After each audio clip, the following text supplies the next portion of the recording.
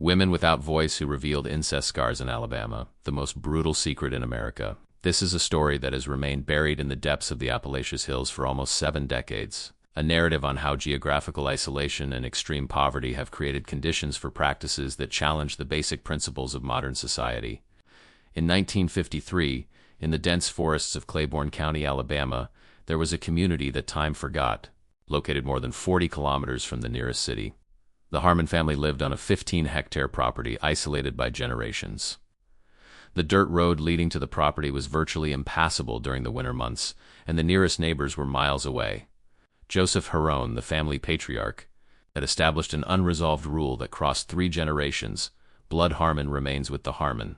This philosophy resulted in a series of unions between cousins, uncles, and nieces, and even between brothers, creating a genetic tangle that would later be studied by doctors and geneticists from all over the country. The story came to light when Martha Heron, then 19, walked 27 kilometers to the county hospital in 1953, carrying his newborn daughter with obvious deformities. Martha could barely talk, not because she was changing, but because she had never learned to communicate properly with people outside her family. His vocabulary was limited to less than 200 words, and his understanding of the outside world was virtually non-existent. Dr. William Carson, a doctor on duty on that rainy night of October, reported in his medical diary, the young woman presented herself in a state of extreme malnutrition and with signs of prolonged negligence. The child in her arms had cranial malformation, cast fingers, and other signs consistent with conditions resulting from consanguinity. Harmon, when asked about the child's father, what no one knew that night was that Martha wasn't just a worried mother. She was the first woman to escape a cycle that had imprisoned 3 generations of women Harmon. His escape represented an act of extraordinary courage, motivated not by scientific understanding of the consequences of consanguinity, but for a primordial instinct to protect his daughter. Subsequent investigations revealed that the Harmon family had established an isolation dynamic since the Great Depression. When Joseph Harmon, Mr. Joseph's father, lost all his fortune and decided that the outside world was not reliable, the initial isolation, motivated by economic reasons, evolved into a philosophy of life that preached the purity of blood Harmon. Between 1930 and 1953, 37 children were born on the Harmon property, of which only 19 survived until adolescence. The records were non-existent, and many of these children were never officially documented. Those who survived often had cognitive deficiencies, physical deformities, and developmental problems. Social worker Eleanor Wright, designated for the case in November 1953, wrote in his report, "Women of the Harmon family live under conditions that challenge any modern concept of human dignity. Treated as property, they are kept in a state of deliberate ignorance over the outside world. The patriarch, Joseph Harmon, controls all aspects of family life, including with whom each member can establish relationships." The initial investigation revealed that Martha was the daughter of Joseph Harmon and her own first cousin, Emily Harmon. The child that Martha carried in her arms was the result of a union with her half-brother, Robert Harmon, 12 years older. This pattern of consanguineous relationships was no exception, but the rule established in the family for generations.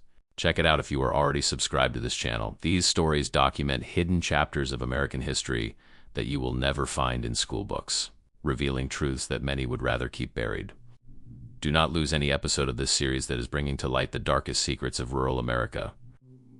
Martha's arrival at the hospital triggered a series of events that would culminate in the largest consanguinity investigation ever carried out in the state of Alabama. Authorities, initially reluctant to interfere with what they considered private family affairs, were forced to act when Dr. Carson presented irrefutable medical evidence from the damage caused by Harmon family practices. In December 1953, a team composed of social workers, doctors, and representatives of the state law made the first official visit to Harmon property, which they found even shocked the most experienced professionals.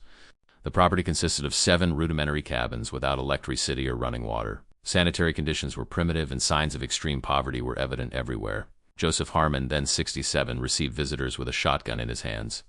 Beside his side were his 2 older children, both showing visible signs of cognitive disabilities. "This is Earth Harmon. We do not recognize your authority here," were his first words, according to an official report. The negotiation lasted hours until social worker Eleanor Wright was able to convince Joseph to allow a brief inspection of the property, on the condition that no one would be forcibly removed. What the team documented in the following hours would form the basis for one of the most significant cases of state intervention in isolated communities in the history of Alabama. 27 people lived on the property, all related to blood to varying degrees of kinship. Women in particular showed signs of severe social isolation. Many could barely form complete phrases and showed extreme distrust of visitors. 5 children under the age of 10 had obvious physical deformities, including polydactyly extra fingers, underdeveloped jaws, and cranial deformities. The preliminary medical report, signed by Dr. Carson, indicated the effects of consanguinity are evident in multiple generations. We observed a higher incidence of counterparts, delay in development, and cognitive problems. The situation is aggravated by lack of prenatal care, chronic malnutrition, and absence of any form of formal education. The case gained a new dimension when the team discovered a diary belonging to Sarah Harron, Martha's aunt, and one of the few women in the family who had received some formal education before the family's total isolation. Sarah, who had died in 1949, meticulously documented her observations on family births and Harmon diseases, as she called the conditions that afflicted many of the children. A particularly disturbing entrance, dated 1941, revealed, "I buried my 4th unnamed child today. He was born like the others, with his head as small and unable to breathe properly. Joseph says it is God's will to test our faith, but I begin to suspect that there is something wrong with our blood. When I mention this, he gets furious and says that blood Harmon is the purest in America." Sarah's diary would become a fundamental piece in understanding family dynamics and in the subsequent judicial case. It was the first documented evidence that at least one family member was aware of the consequences of consanguinity, even though he did not completely understand his scientific mechanisms. In January 1954, the authorities returned to Harmon property with a court order to examine all children. Joseph Harmon resisted violently, resulting in his temporary arrest. This intervention allowed doctors to properly examine the younger members of the family, revealing the extent of damage caused by decades of consanguineous unions. Geneticist Dr. Howard Jensen of the University of Alabama was invited to study the case. Its preliminary report, published in March 1954, would later be cited in medical studies for decades. The Harmon family represents an extreme case of endogamic depression, the accumulation of deleterious, recessive genes resulting from continuous consanguineous crosses. We observed a 400% higher incidence of congenital anomalies compared to the general population, severe with each generation. Meanwhile, Martha and her daughter remained under medical care. The young woman slowly began to expand her vocabulary and understanding of the world. In sessions with psychologists, she gradually revealed details of life on Harmon property, a rigid hierarchical system where women were considered property, where education was prohibited, and where any questioning of family traditions was severely punished. In the spring of 1954, the Harmon case had become a point of inflection for public policies related to isolated communities in Alabama. Revelations on family practices have generated intense debates on the limits of state intervention in traditional communities and the right to family self-determination versus the welfare of vulnerable individuals. The situation gained even greater complexity when 3 other women in the Harmon, Jessie, 32, Rebecca, 27, and Laura, 23, followed Martha's example and sought help from the authorities. His stories, gradually reconstituted through months of interviews with specialized psychologists, painted an even more disturbing picture of life on Harmon property. Jessie Harron, who had given birth to 7 children, of which only 2 survived beyond the first year of life. He described in testimony how women were systematically kept in a state of ignorance. Dad Joseph said that reading women spoiled women's womb. Anyone cattle trying to learn the lyrics was kept in the dark cabin for days. After a while, we stopped trying. Rebecca, who had a slight cognitive deficiency, revealed how isolation was kept. We had bells hidden on the main road. When someone approached, everyone hid in the caves. The children were taught from young people to fear the outsiders who, according to Joseph, wanted to steal our lands and separate the family. The most impactful testimony came from Laura, who had managed to hide and preserve some of her mother's diary, Sarah. These fragments revealed that as early as 1937, Sarah Harron had begun to question family practices after losing 4 children with severe congenital malformations. If you are watching this story, you feel the pain of these women who have never had a voice. Leave in the comments, they deserve to be heard, to show that you are on the side of those who have been silenced by history. A particularly revealing excerpt from the 1942 dated diary said, "I tried to talk to Joseph about seeking help from the city for our babies who were born sick. He was furious, saying that our problems have started when I allowed strangers to examine me during my difficult delivery in 39. He said they contaminated our blood with their pure hands, and that the solution is to keep even more isolated." The medical team, led by Dr. Jensen, conducted preliminary genetic studies, using techniques available at the time, such as analysis of blood groups and phenotypic characteristics. His findings, although limited by the scientific methods available in the 1950s, were sufficient to document clear patterns of expression of deleterious recessive genes. The report indicated, "We observed an abnormally high concentration of rare recessive conditions, including atypical rechondroplasia, microcephaly, and a Pert syndrome." The Harmon family's family configuration created a perfect environment for the manifestation of these genetic features that would normally remain latent in populations with greater genetic diversity. The condition of children born on the Harmon property has become the main focus of medical and legal concerns. Of the 19 children under the age of 18 found on the property, 14 had some degree of physical or cognitive impairment. 3 were completely dependent on constant care due to severe conditions. The legal system faced an unprecedented dilemma: how to balance traditional parental rights with the protection of children. Judge Harold Blackwood, responsible for the case, expressed this tension in his preliminary notes. "We are facing a case that challenges our most fundamental principles. On the one hand, we have the tradition of non-interference in family practices. On the other, we have undeniable medical evidence of preventable damage being perpetuated through generations." In June 1954, after months of evaluations and testimonials, the Claiborne County Court issued a historic decision. Joseph Harmon and his 2 eldest children were considered legally responsible for systematic negligence and creation of harmful conditions to healthy development of minors. Children were temporarily placed under state protection, and adult women received the option of staying on the property or seeking assistance for social reintegration. The case established an important legal precedent, recognizing for the first time in Alabama that traditional family practices could be limited when resulting in proven physical damage to children. The decision was controversial, with religious groups and advocates of traditional rights protesting what they considered government intrusion.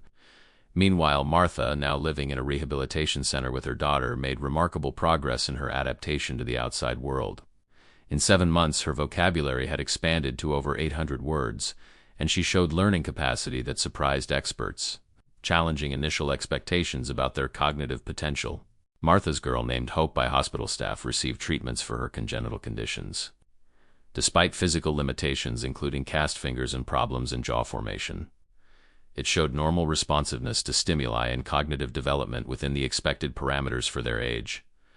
In the fall of 1954, the Harmon case had become a catalyst for systemic changes in the way the state of Alabama addressed isolated communities and suspected cases of consanguinity. The Department of Public Health instituted a special program to identify and monitor remote communities at high risk of genetic isolation, with particular focus on the mountainous regions of the Appalachians.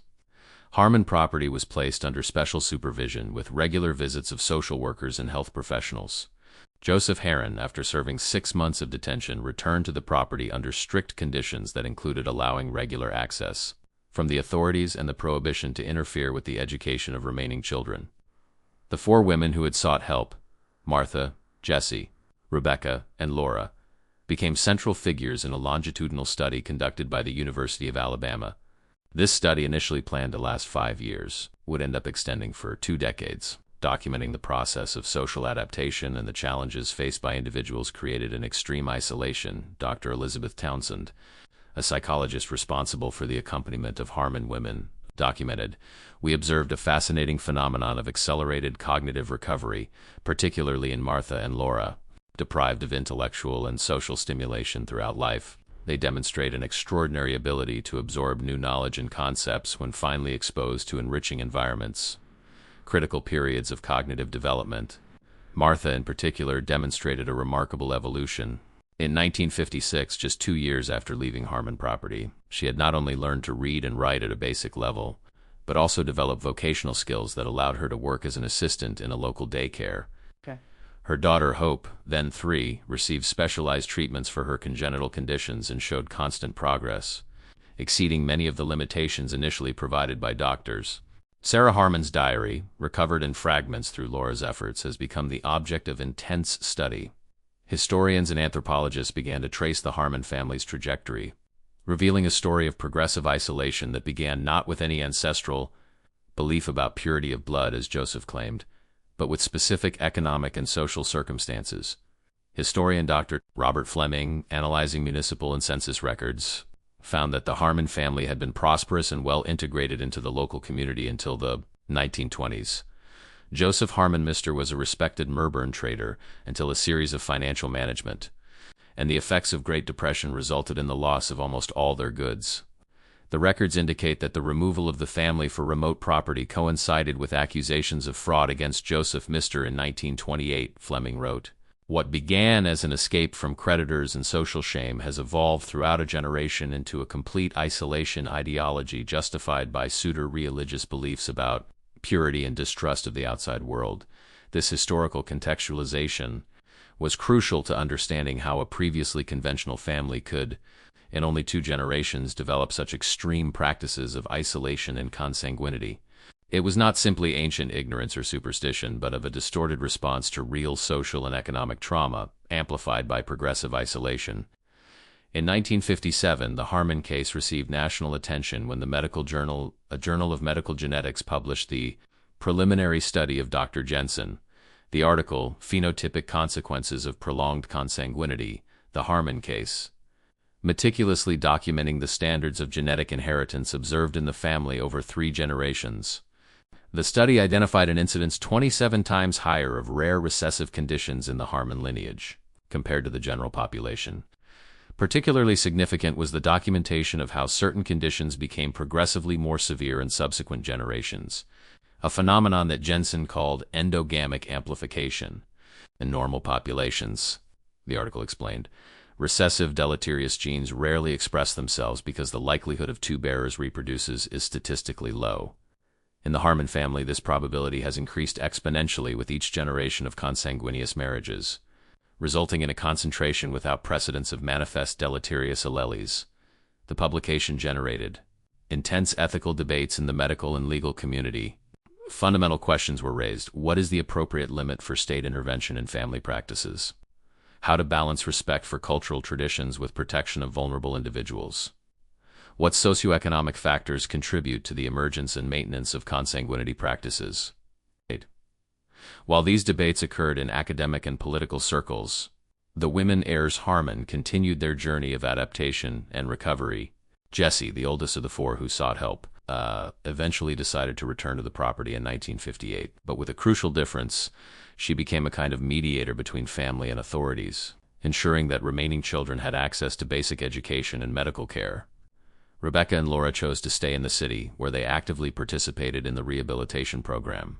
In 1960, both had achieved formal employment in independent housing, extraordinary achievements considering their origins. Their case showed that even after decades of extreme isolation, social reintegration was possible with adequate support. The history of the Harmon family continued to unfold in the following decades, offering valuable insights on the long-term effects of both consanguinity and interventions performed. In 1963, 10 years after the initial intervention, Dr. Jensen and his team published a follow-up study documenting the medical and social results of Harmon children. Of the 14 children with congenital conditions identified in 1954, 9 had demonstrated significant improvements with appropriate medical treatments and adequate stimulation. 3 remained severe limitations that required continuing care, and 2, unfortunately, had died due to complications related to congenital heart malformations. Harmon property has undergone gradual transformations. Joseph Harmon died in 1966 at the age of 80, and with his death, much of the ideological resistance to the outside world dissipated. His older children, although initially reluctant, ended up allowing greater family integration with the surrounding community. Martha Heron, whose brave escape in 1953 had begun the whole process, became a remarkable figure in her own right. In 1967, after years of self-taught education, she began giving occasional lectures to social work professionals about her experience. His unique perspective as someone who had lived on both sides, both in extreme isolation and mainstream society, offered invaluable insights to professionals working with isolated communities. In a particularly impactful speech to social work students in 1972, Martha reflected, "Many people ask me if I feel angry at how I grew up. The truth is more complicated. My father and older men believed genuinely that they were protecting us. Isolation began with real fear of the outside world. The problem was not evil, but ignorance perpetuated by generations, fear, and solidified by pride." This nuance in Martha's understanding of her own story has significantly influenced the following approaches to similar cases. Instead of simply condemning and criminalizing, authorities have developed more collaborative strategies to work with isolated communities, focusing on education and medical assistance as entry points. Martha's daughter, Hope, whose condition had been the initial catalyst for the search for help, grew up exceeding many of the initially planned limitations. Although he continued to face physical challenges, including partially cast fingers and mandibular problems that required multiple corrective surgeries, she developed normal cognitive capabilities and graduated in high school in 1972, an achievement that seemed impossible when born.